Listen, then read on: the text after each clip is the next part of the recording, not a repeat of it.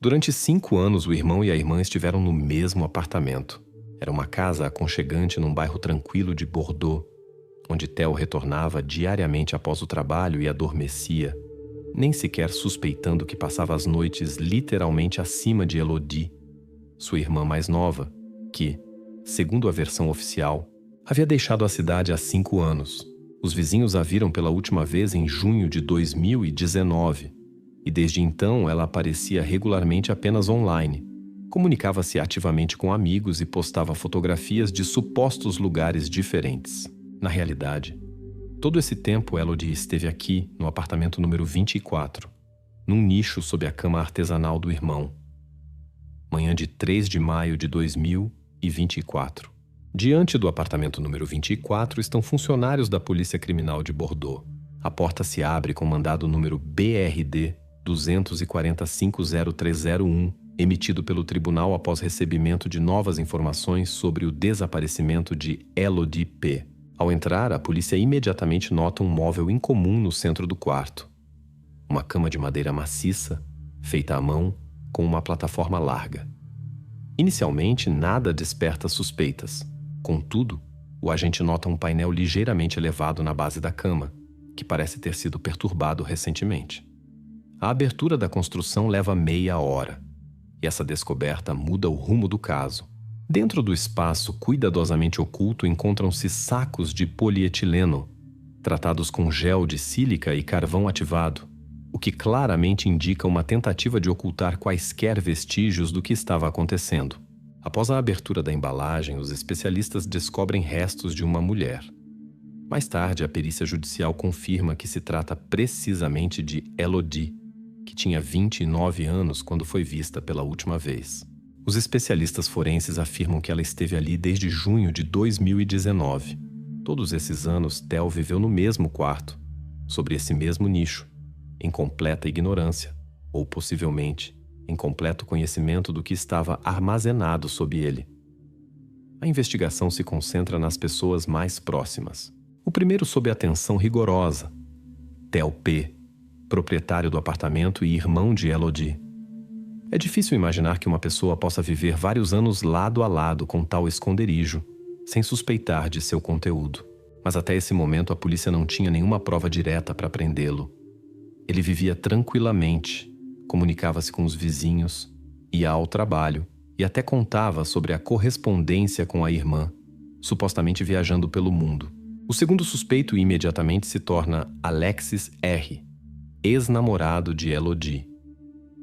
O relacionamento deles terminou de forma ruidosa e conflituosa, e após o desaparecimento de Elodie, ele repetidamente insinuou sobre segredos da família P nas redes sociais. Essas insinuações pareciam óbvias.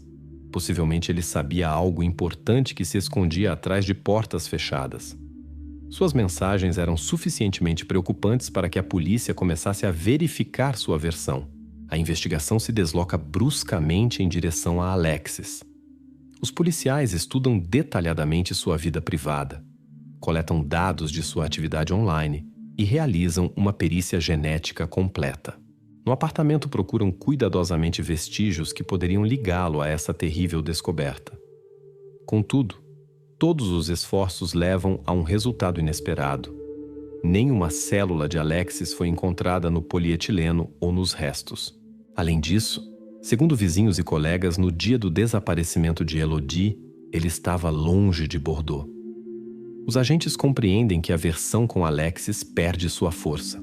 Essa pista se fecha, forçando a polícia a voltar novamente à questão principal, ao papel do próprio Theo neste caso. Agora essa investigação passa ao estudo dos detalhes da vida de Theo nos últimos anos. Ele deve explicar como a irmã pôde acabar sob sua cama e por que todo esse tempo manteve a aparência de sua vida ativa nas redes sociais. São verificadas as contas bancárias de Theo, suas rotas, compras e comunicação. A polícia pretende descobrir de que forma ele pôde ocultar a verdade por tanto tempo, vivendo diariamente lado a lado com a principal evidência e como conseguiu enganar amigos e parentes de Elodie. Contudo, apesar de todos os fatos e evidências apontarem diretamente para Theo, a polícia não se apressa com sua prisão. eles devem decifrar um quebra-cabeça mais complexo. Quem exatamente criava a atividade nas redes sociais em nome de Elodie? Quem exatamente mantinha a ilusão de sua vida e por quê? Essas questões ainda permanecem sem resposta, e para se aproximar da solução, a polícia terá que olhar mais profundamente na vida privada e nos motivos do irmão da jovem desaparecida. Porque Alexis, durante anos, insinuou publicamente sobre o sujo segredo da família P, se não existem provas diretas de seu envolvimento.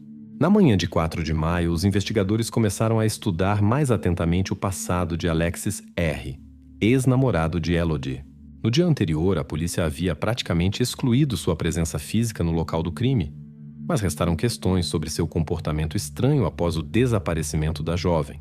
Alexis era uma figura pública nas redes sociais, constantemente fazendo insinuações transparentes sobre supostos segredos sombrios da família P. Precisamente isso obrigava a polícia a mantê-lo sob vigilância constante. O primeiro passo dos investigadores foi verificar os dados oficiais do Serviço de Imigração. Segundo os relatórios, Alexis voou de Paris para Roma em 16 de junho de 2019, no mesmo dia em que Elodie foi vista viva pela última vez. O voo de volta estava datado de 30 de junho do mesmo ano. O álibi parecia impecável. Estando fisicamente em outro país, Alexis não poderia estar envolvido nos eventos ocorridos no apartamento no Cours de l'Isère. Contudo, na segunda metade do dia, a investigação obteve um extrato bancário de Alexis, no qual foi encontrado um detalhe preocupante. 3 dias após retornar à França, em 3 de julho de 2019, Alexis fez uma compra em um dos supermercados de Bordeaux, uma garrafa grande de alvejante. Tal compra, no contexto criminalístico, frequentemente evidencia uma tentativa de destruição de evidências ou limpeza do local do crime. Agora, os policiais decidiram novamente verificar se Alexis não teve um papel de cúmplice à distância. Os registros telefônicos confirmaram que no dia da compra do alvejante, Alexis realmente estava em Bordeaux. Os policiais imediatamente o convocaram para uma conversa.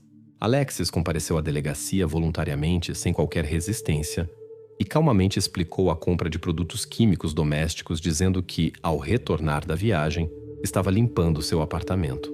Segundo suas palavras, isso era uma rotina habitual após uma longa ausência. Em seu comportamento, os investigadores não notaram nada suspeito. Alexis respondia claramente, com segurança, sem se confundir nos detalhes. Não obstante, a investigação não podia ignorar a coincidência de datas e o caráter da compra. A polícia teve uma versão de cumplicidade à distância, supondo que Alexis poderia ter ajudado alguém sem participar pessoalmente no crime em si. Os funcionários da polícia continuaram estudando suas conexões, correspondências e contatos na esperança de encontrar alguma evidência dessa versão. Mas na noite do mesmo dia, os investigadores receberam a informação mais importante do laboratório forense. Segundo a conclusão preliminar dos peritos, os últimos sinais de vida de Elodie desapareceram dentro de 48 horas após 16 de junho de 2019. Essa informação confirmou definitivamente a impossibilidade da participação de Alexis no ocorrido. Nesse momento, ele certamente estava no exterior. Os investigadores foram obrigados a reconhecer que a versão de sua participação direta caía completamente. Ao mesmo tempo, o comportamento de Alexis continuava parecendo estranho e levantava questões. Por que ele, durante tantos anos, metódica e publicamente lançou sombras sobre a família de Elodie? Possivelmente a causa foi uma decepção pessoal após sua separação ruidosa. Mas a polícia não tinha o direito de agir baseada em suposições pessoais sem fatos sólidos. Agora, a atenção da investigação gradualmente se deslocava para o outro lado do caso. No final do dia, os investigadores decidiram que havia chegado o momento de verificar a situação financeira da família P e suas relações internas. Possivelmente ali se escondia o motivo do ocorrido. Alexis se tornava menos interessante como suspeito, embora não desaparecesse completamente do campo de visão da investigação. Até o fechamento oficial dessa direção era necessária a verificação de todos os fatos através de canais internacionais. Por que das contas bancárias de Elodie eram realizados regularmente pagamentos de seus serviços online, se, segundo a versão oficial, ela residia há tempo na Bélgica? A investigação gradualmente se deslocou para a figura de Theo P., irmão de Elodie. Após a versão do envolvimento do ex-namorado Alexis ter sido praticamente excluída, a atenção da investigação se voltou para os fluxos financeiros dentro da família P. Desde o início do desaparecimento de Elodie, suas redes sociais continuaram sendo ativas, criando a ilusão de que a jovem havia se mudado para viver no exterior. Parentes e amigos acreditavam que ela vivia na Bélgica. Contudo, os funcionários da polícia não encontraram nenhuma prova de sua presença física fora da França desde junho de 2019. No processo de verificação das contas bancárias, a polícia conseguiu estabelecer um detalhe importante. Os pagamentos regulares por assinaturas e serviços online de Elodie continuaram ininterruptamente até maio de 2024. Com uma verificação mais profunda dos endereços IP, verificou-se que todas essas transações eram realizadas diretamente do apartamento de Theo no Cours de l'Isère. Agora se tornou evidente para os investigadores que alguém conscientemente mantinha a ilusão de que a jovem vivia uma vida normal em outro lugar. A polícia começou a realizar interrogatórios, convocando Theo várias vezes durante o dia. A pergunta sobre os pagamentos, o irmão respondeu simples e calmamente. Ele explicou que Elodie supostamente lhe havia pedido pessoalmente para vigiar suas assinaturas e pagar as contas, pois havia tido problemas com seu novo número de telefone belga. A verificação da companhia telefônica mostrou algo completamente diferente. O cartão SIM de Elodie estava inativo desde junho de 2019 e nunca mais entrou na rede. Enquanto isso, os investigadores descobriram outro detalhe importante: uma transação financeira que ligava o irmão e a irmã. Em dezembro de 2018, Theo tomou um grande empréstimo na quantia de 60 mil euros, planejando abrir um lava-jato. Nesse empréstimo, Elodie atuava como fiadora.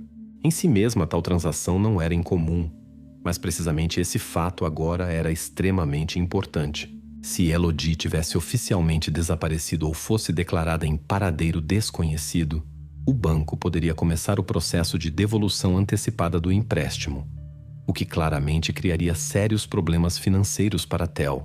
Durante a comunicação com os parentes da família P, os investigadores se depararam com outra versão.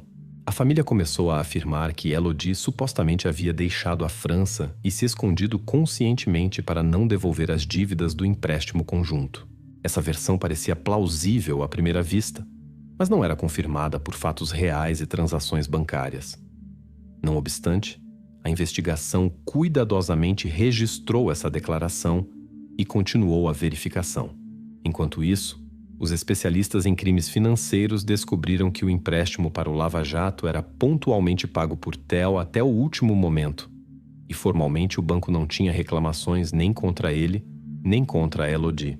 Isso enfraquecia parcialmente a versão sobre a fuga financeira da jovem para o exterior. Contudo, o avanço decisivo chegou perto do final do dia de trabalho. Um dos investigadores, estudando os extratos do cartão bancário de Theo, deparou-se com um recibo da loja de construção Leroy Merlin, datado de 17 de junho de 2019, no dia seguinte ao último aparecimento registrado de Elodie. Na lista de compras figuravam várias placas grandes de OSB, filme de polietileno duplo e absorvente destinado a absorver umidade e odores. A data da compra coincidia precisamente demais com o momento suposto do desaparecimento de Elodie. E agora a investigação precisava entender de que forma o irmão poderia explicar essa compra suspeita. Imediatamente foi enviada uma solicitação oficial para obter gravações de vídeo das câmeras de vigilância da loja Leroy Merlin, para confirmar a identidade do comprador e suas ações. Enquanto se aguardavam as gravações, a investigação compreendia que a descoberta dessa informação mudava bruscamente a direção da investigação. A polícia já não podia perceber Theo exclusivamente como uma pessoa que havia caído em dificuldades financeiras. Ele se tornava a figura-chave de todo o caso. As gravações das câmeras de vigilância deveriam dar a resposta definitiva. Se Theo realmente havia comprado pessoalmente os materiais utilizados na construção do esconderijo sob a cama, isso mudaria radicalmente o status de sua participação no que estava acontecendo. A investigação parou nesse momento tenso. As próximas horas eram decisivas. pois as provas em vídeo poderiam confirmar definitivamente quem exatamente era responsável por tudo que se escondia no apartamento número 24 no Cours de Lisser. O que exatamente registraram as câmeras de videovigilância da loja Leroy Merlin e como isso mudará o status do irmão de Elodie? Em 8 de maio, a investigação passou para uma nova etapa.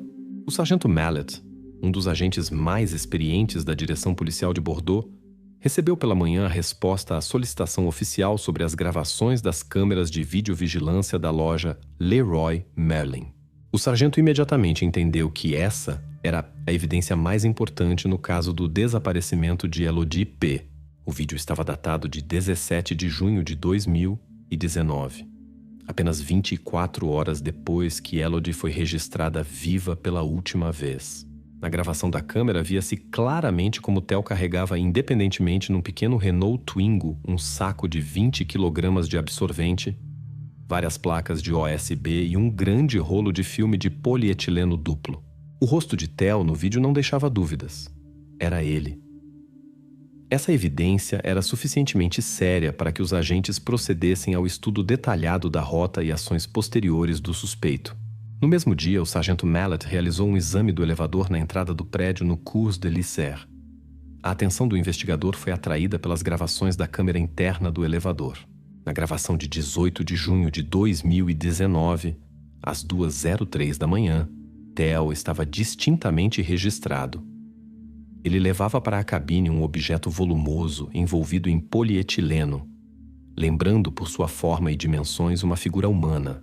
O peso da carga foi determinado visualmente pelos peritos em aproximadamente 54 kg. O sargento Mallet imediatamente convocou Theo à delegacia para um interrogatório repetido. A pergunta sobre a origem da carga suspeita registrada pela câmera no elevador, Theo declarou que era apenas um velho colchão do qual se desfazia durante a limpeza do apartamento. Em suas palavras não se notava agitação ou nervosismo, mas os detetives não podiam aceitar essa explicação sem verificação. Os agentes imediatamente obtiveram a conclusão dos peritos criminalistas. Eles confirmaram que, por sua forma e massa, o objeto levado ao elevador de forma alguma poderia ser um colchão. A conclusão era inequívoca.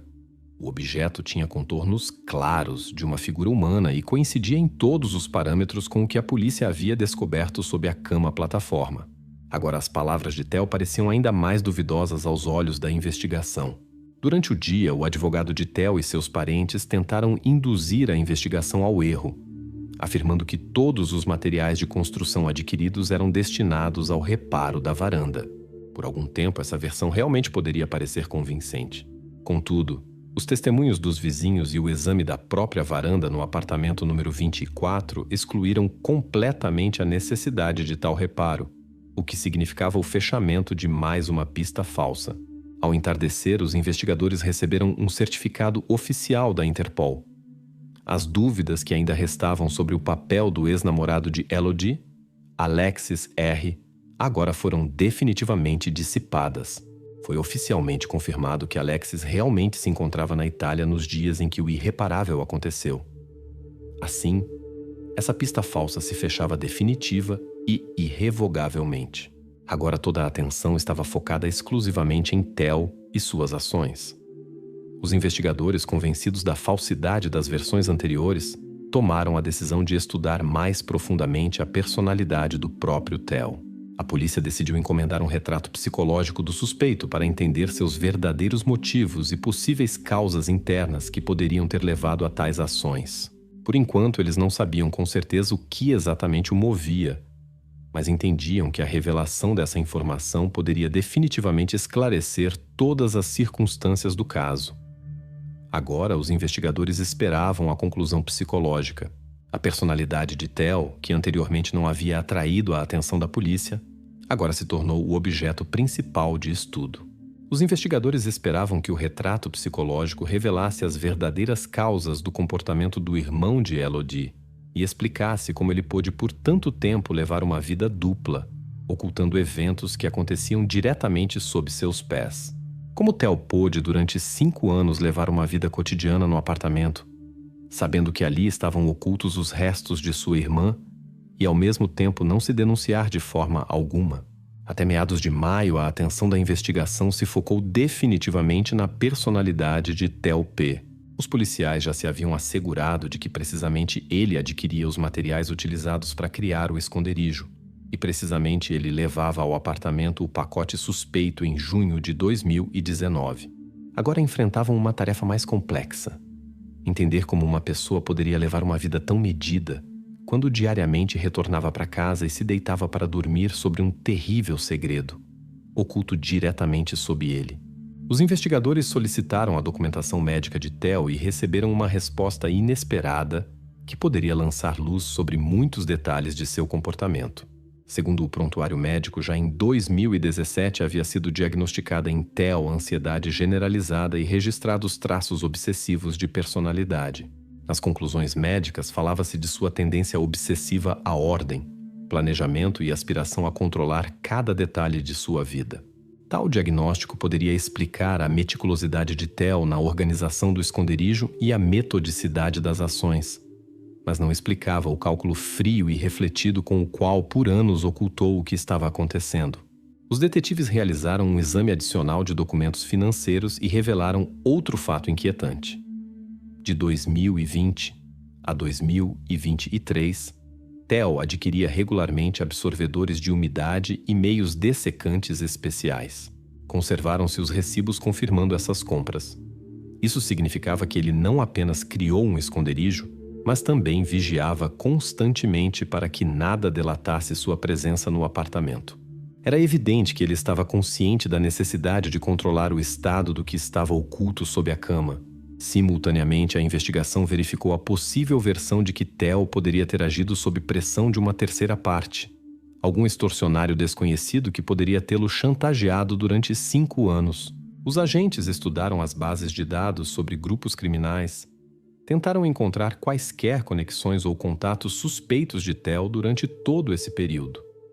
Contudo, a base de dados não deu correspondências. Essa versão rapidamente se desmoronou, pois não havia nem a menor evidência de chantagem ou pressão externa sobre o suspeito. Tarde da noite de 12 de maio, os detetives realizaram um exame repetido do smartphone de Theo, que estava em posse da polícia. Ali foi descoberto um curto rascunho de texto datado de 17 de junho de 2019, às 22h14. Na mensagem constavam apenas algumas palavras.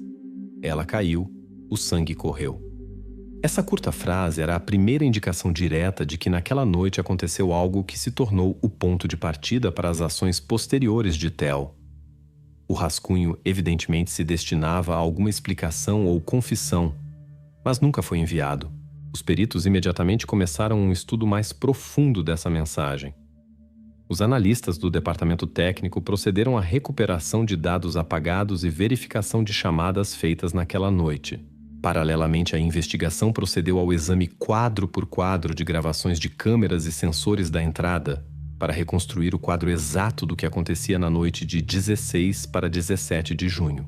Os psicólogos continuaram trabalhando na elaboração do retrato completo de Theo, tentando entender se uma pessoa com tal perfil psicológico poderia cometer ações que durante longos anos permaneceram ocultas do entorno.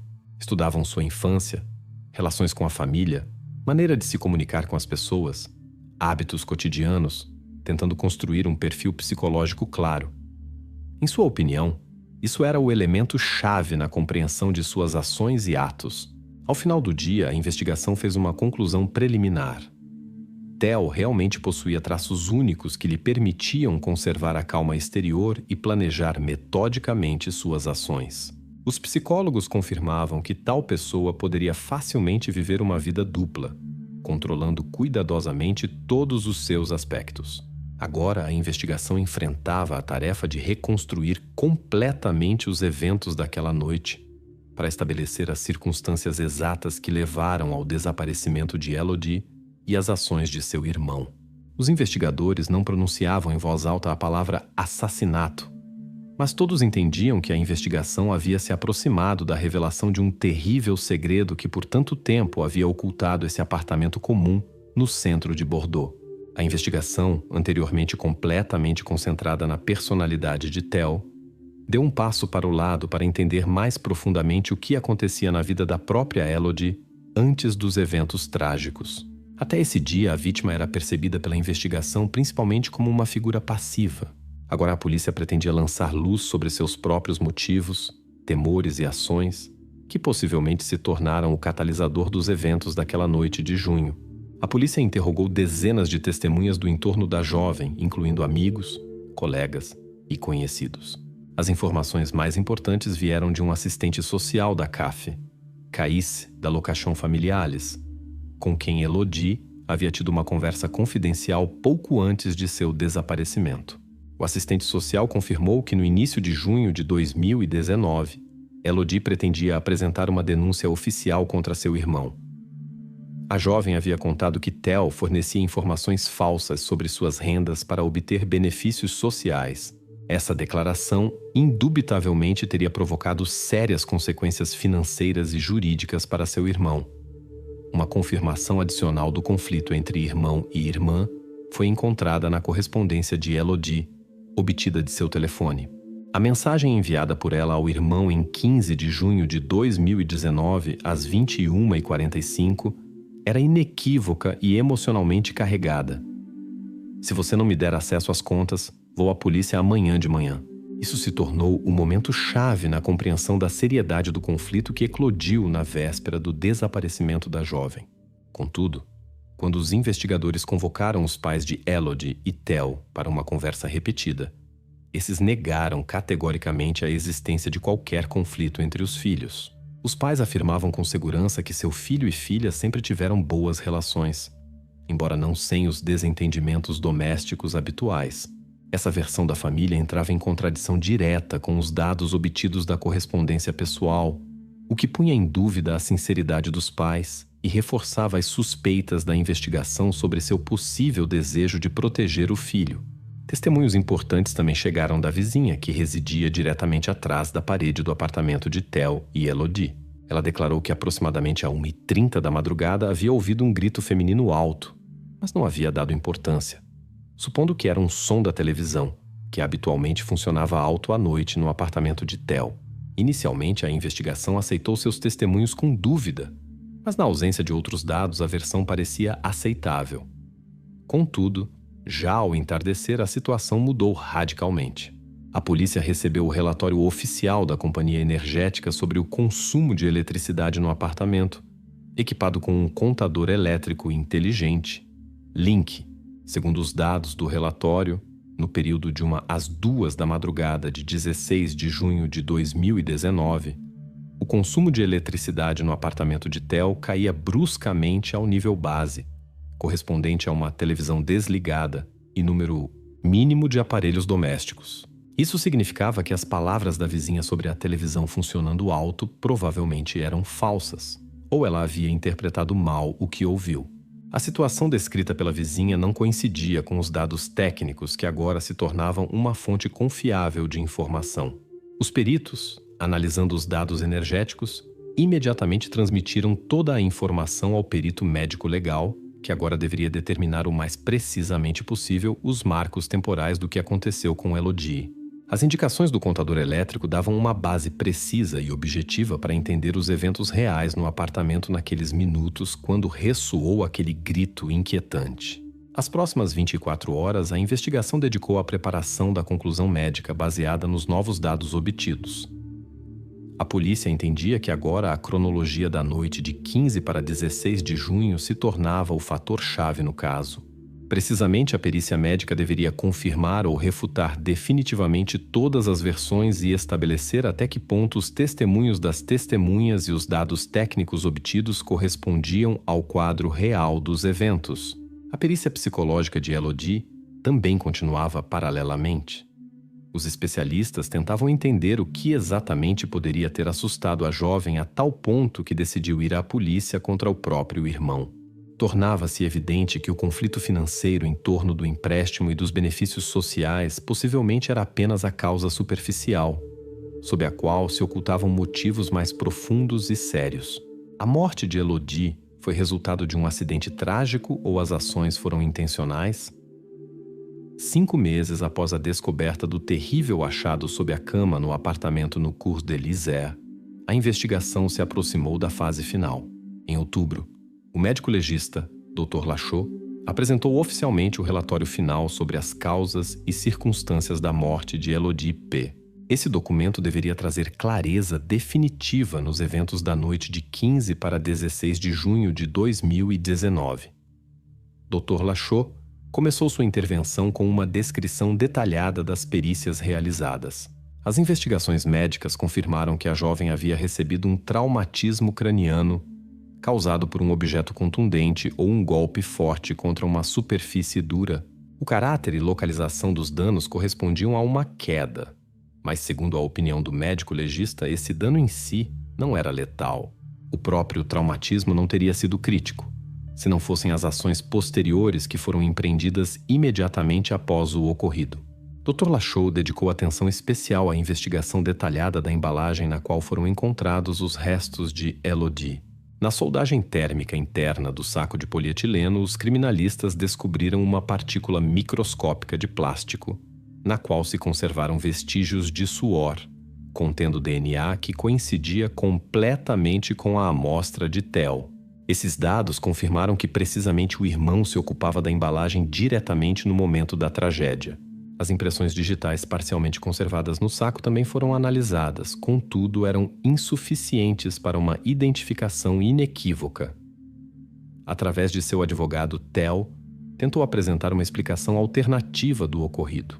Ele afirmava que após a queda de Elodie, havia colocado em sua cabeça um saco de polietileno com gelo para deter a hemorragia e aliviar o estado até a chegada dos médicos que supostamente pretendia chamar mais tarde. Inicialmente, essa explicação parecia plausível, por isso a investigação não se apressava em excluir completamente essa versão sem verificação adicional.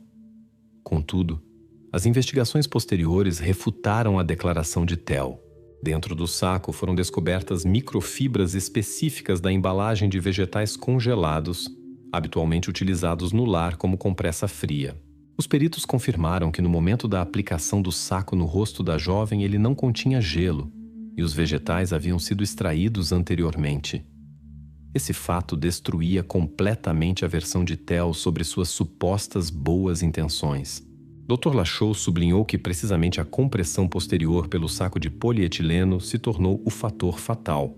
O traumatismo craniano em si provavelmente não teria sido a causa da morte, se não fossem empreendidas outras ações, levando à impossibilidade de respirar. O perito não deu avaliações diretas das intenções, mas do ponto de vista médico concluiu inequivocamente que precisamente essas ações se tornaram a causa da morte de Elodie. No contexto do relatório apresentado, a investigação realizou uma verificação adicional do estado psicológico de Theo naquele momento. Os materiais previamente coletados testemunhavam que Theo sempre agia de forma extremamente calculada, o que não se encaixava na hipótese de pânico acidental. Assim, o relatório de Dr. Lachaud reforçava substancialmente a posição da acusação. À luz das novas evidências, o promotor começou ativamente a preparar o ato de acusação oficial contra Theo. Todas as circunstâncias, detalhes e evidências agora apontavam claramente para sua participação direta e ações conscientes após o ocorrido. Embora Dr. Lachaud evitasse prudentemente as acusações diretas, suas conclusões não deixavam à investigação espaço para explicações alternativas. O relatório médico-legal se tornou a evidência fundamental de que o evento trágico da noite de 16 de junho de 2019 não foi simplesmente um acidente, mas foi agravado por ações intencionais. Isso explicava também a metodicidade das ações de Theo nos anos seguintes, a criação de condições ideais para a ocultação e conservação das evidências. Agora, a investigação e o tribunal enfrentavam a tarefa de fixar juridicamente essas evidências e provar sua suficiência para proferir um veredicto de culpabilidade. A polícia, apoiando-se na conclusão de Dr. Lachaud, começou a se preparar para o processo judicial. A defesa de Theo, pelo contrário, construía uma linha de argumentos tentando reduzir ao máximo o grau de sua responsabilidade. Chegava à fase final da longa e complexa investigação, que havia começado com uma descoberta que parecia à primeira vista absurda e terrível sob a cama, num apartamento tranquilo no Cours de l'Isère. Theo se decidirá finalmente a revelar completamente os detalhes do que aconteceu na noite de 16 de junho de 2019. Em 10 de fevereiro de 2025, em Bordeaux, acontecia uma das audiências judiciais mais esperadas dos últimos anos. Na sala do tribunal encontrava-se Theo P., o homem que durante quase 6 anos havia guardado um terrível segredo, oculto literalmente sob sua própria cama. Exteriormente parecia calmo e contido, mas todos os presentes sabiam que esse processo se tornou a culminação de uma longa e dolorosa investigação que havia reunido centenas de evidências e fatos. A investigação e o tribunal, apoiando-se nas evidências coletadas, se esforçavam para determinar inequivocamente sua culpa. O Ministério Público apresentou os resultados da perícia acústica realizada na entrada do prédio no Cours de l'Isère. Segundo a conclusão dos peritos, o som que ressoou a 1h30 da madrugada de 16 de junho realmente poderia ser tomado por um grito feminino, especialmente em condições de silêncio completo. Isso confirmava as palavras da vizinha, que anteriormente havia ouvido um som semelhante, embora tenha interpretado mal sua fonte. Adicionalmente, os dados elétricos do contador Link mostraram irrefutavelmente que a televisão e outros aparelhos barulhentos no apartamento naquele momento estavam desligados. Além da acústica, também foram apresentados os dados das câmeras da entrada. A análise das gravações confirmou que no período de 00 às 4:00 da madrugada, ninguém, exceto Theo, havia entrado ou saído do apartamento. Nas imagens de vídeo parecia calmo, embora fosse evidente que os eventos dentro do apartamento eram dramáticos e requeriam explicação detalhada. A defesa tentou propor uma versão alternativa, declarando que teoricamente uma pessoa externa poderia ter penetrado e saído do apartamento pela janela, evitando as câmeras de vigilância. Para verificar essa hipótese, a investigação convidou bombeiros, que demonstraram detalhadamente ao tribunal a impossibilidade completa de tal manobra sem deixar vestígios. A altura da janela e a localização do toldo de lixo embaixo tornavam essa variante completamente irrealista. Assim, a versão de um possível ladrão que supostamente atacou Elodie e desapareceu pela janela desmoronou definitivamente. Nenhum detalhe na investigação confirmava a participação de uma pessoa externa. A polícia anteriormente já havia verificado todos os contatos e deslocamentos de pessoas capazes de penetrar no apartamento, e todas essas hipóteses haviam sido fechadas. Restava apenas uma pessoa cuja presença no apartamento naquela noite não gerava dúvidas: o próprio Theo. Ao longo da audiência judicial, Theo conservava uma calma surpreendente.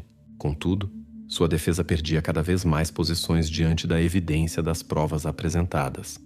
Os psicólogos judiciais notaram separadamente que o comportamento do acusado correspondia completamente a seu perfil psíquico, caracterizado pela obsessividade e ansiedade, previamente reveladas no curso da investigação.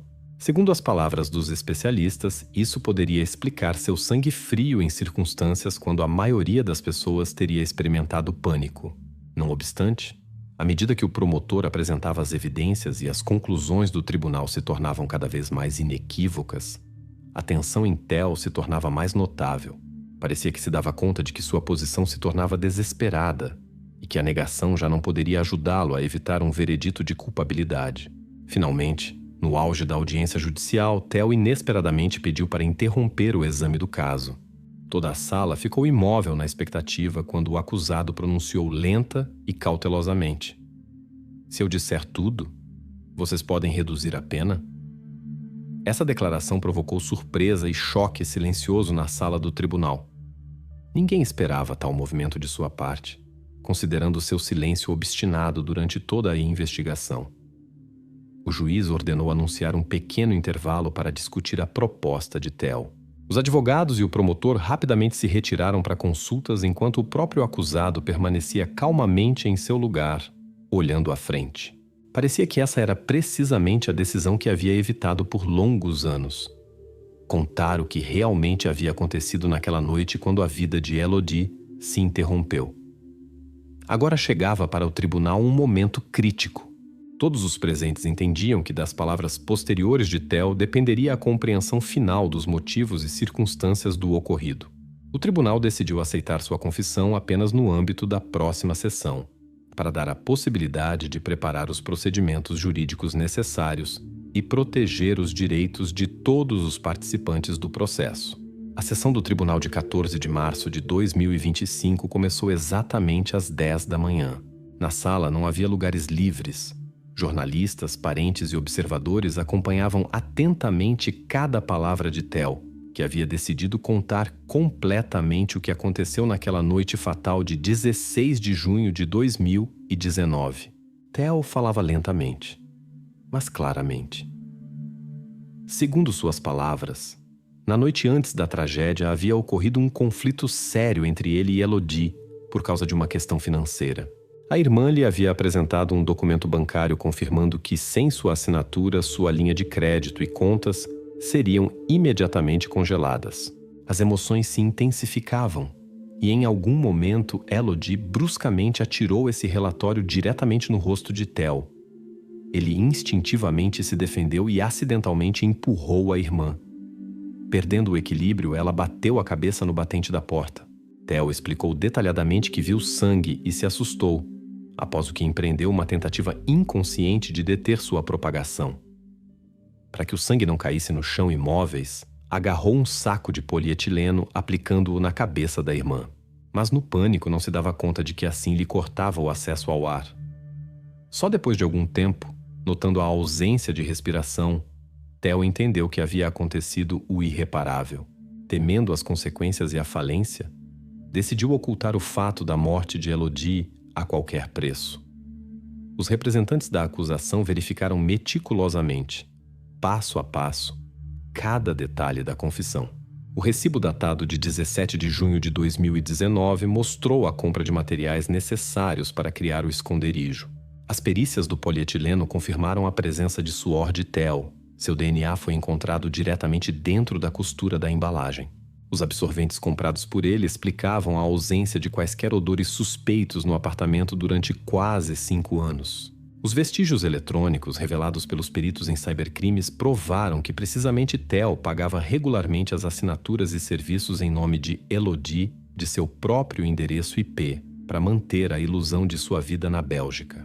O cartão SIM da própria jovem permanecia inativo desde a noite de seu desaparecimento, confirmando a ausência de qualquer participação física de sua parte. O vídeo das câmeras do elevador e entrada do prédio confirmou definitivamente que, precisamente, ele trasladava um pacote volumoso ao apartamento na noite após a tragédia. Os advogados de Theo insistiam obstinadamente na não premeditação das ações, insistindo no estado de pânico após o acidente. Se esforçavam para convencer o tribunal de que tudo o que havia acontecido era um acidente trágico.